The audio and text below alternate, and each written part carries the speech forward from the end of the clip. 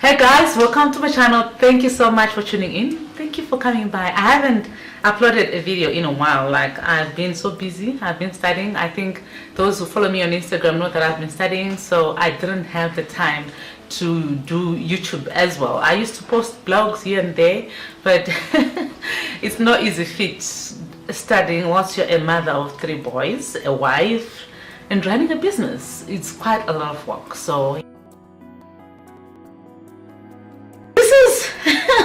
my comeback video. I'm going to blow dry my hair and do a style that was actually requested. I posted a picture on Instagram, and then someone was like, where is the tutorial? So I was like, okay, I'll do it. I'll do a video and share with you so that you know how I do this hairstyle. This also marks a year since I chopped my hair. You can see from this picture here how short my hair was and how it is now.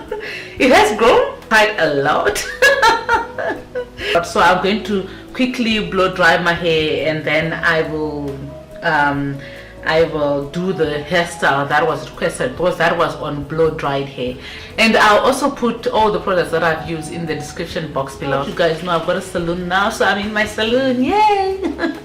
Yeah, it has been quite a journey. I'm going to share that in another video on how I opened the salon and how it has been so far, and a lot of things that I wish I knew before I opened the salon and all that thing. It's gonna happen. You guys obviously know that I'm gonna use the Nashe Organics leave-in conditioner.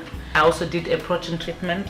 I normally prefer doing a blow dry on hair that has had some form of treatment, so that my hair is at its strongest. Yeah, I'm putting that much. Remember, I'm blow drying my hair, so I need all the moisture that I can get. And this is the styler as well, so there's no problem with applying so much on the hair. And I also admit I am quite heavy-handed.